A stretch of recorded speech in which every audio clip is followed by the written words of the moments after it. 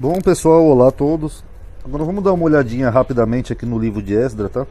O livro de Esdra ele é curtinho, é um livro até meio chato, que ele traz muita genealogia de pessoas que vieram lá da Babilônia. Ele também tem aquela tretinha com os samaritanos que eu não vou mostrar aqui no vídeo, porque eu já mostrei em outros. Mas enfim, eu só vou pincelar aqui algumas coisas que são interessantes na história de Esdra, tá bom? Aqui Esdra começa dizendo assim, ó. No primeiro ano de Ciro, aqui me chamou a atenção que o nome de Ciro em hebraico é Koresh, né, que é diferente aqui do Ciro em português, né?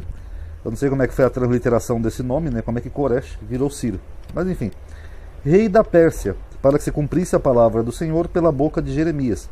Despertou o Senhor o espírito de Ciro, rei da Pérsia, o qual fez passar pregão por todo o seu reino, como também por escrito, dizendo: Assim diz Ciro, rei da Pérsia, o Senhor Deus, aqui ele coloca Adonai Elohi, ou seja, o Senhor Deus dos céus, me deu todos os reinos da terra, e me encarregou de lhe edificar uma casa em Jerusalém, que está em Judá. Bom, duas coisas aqui que me chamou a atenção, né? Primeiro, essa expressão aqui, ó, me deu todos os reinos da terra. É a mesma expressão que aparece lá quando o diabo tenta Jesus, né? Que os cristãos tomam como literal.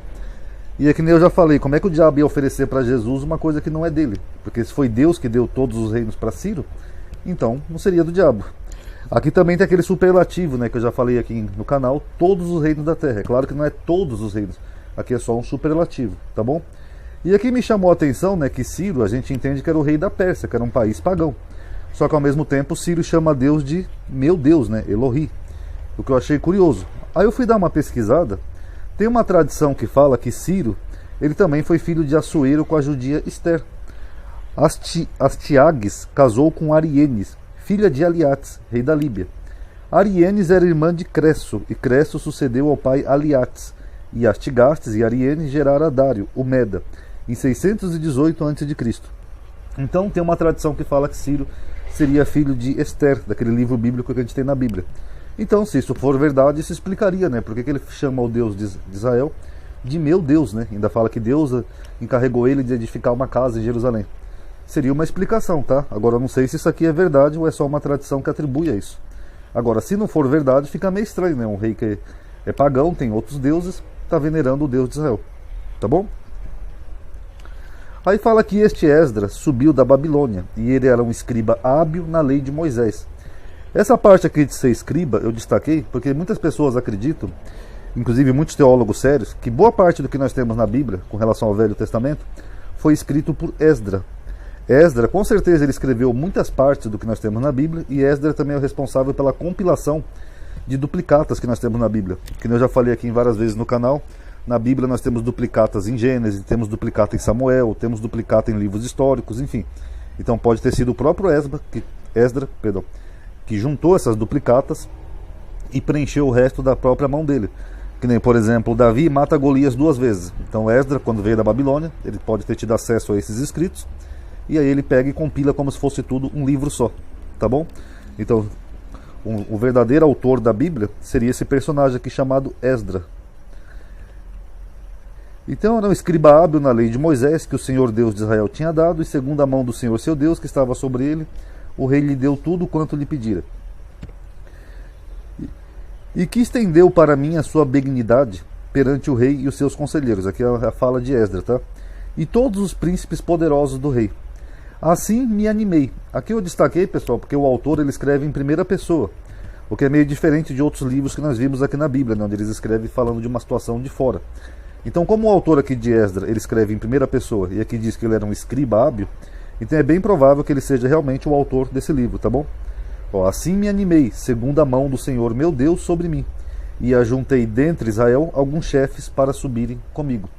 Só uma curiosidade aqui também, né, uma outra evidência de que Esdra é o autor de boa parte da Bíblia, é que esse pedacinho aqui do primeiro capítulo é o mesmo que tem no final de Crônicas. Letra por letra é a mesma palavra. No primeiro ano de Ciro, rei da Pérsia, para que se cumprisse a palavra do Senhor, etc. É igualzinho.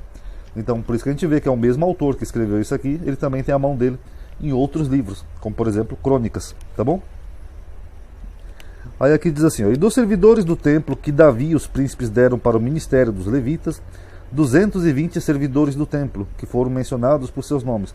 Aqui o que me chamou a atenção é que nem nós vimos também em um daqueles livros, eu não me lembro se foi Crônicas ou Reis, que ele usa uma expressão parecida, que fala que foi Davi que escolheu os levitas para o ministério. Não sei se vocês lembram desse vídeo.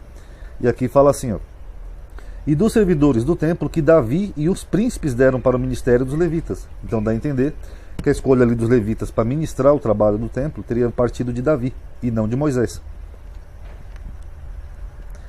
Aí aqui diz assim, ó: acabada pois estas coisas, chegaram-se a mim os príncipes, dizendo: ó povo de Israel, os sacerdotes e os levitas, não se têm separado dos povos dessa terra, seguindo as abominações dos cananeus. O que está acontecendo aqui, só para contextualizar?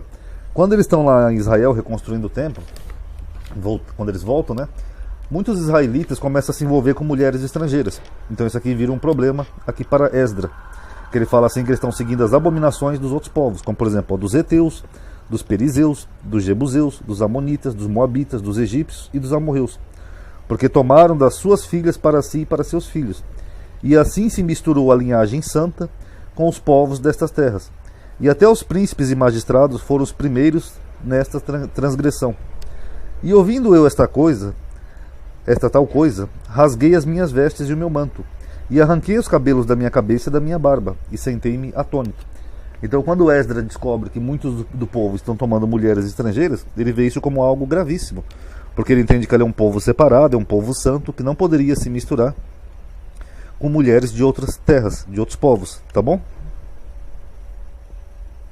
Aí ele diz assim, ó: agora, pois, ó nosso Deus, que diremos depois disso? Pois deixamos os teus mandamentos, os quais mandaste pelo ministério dos teus servos, os profetas, dizendo... Deixa eu fazer uma pausa aqui que eu destaquei aqui amarelinho, ó. Aqui o autor de Esdra, ele está dizendo que os mandamentos Deus enviou através dos profetas.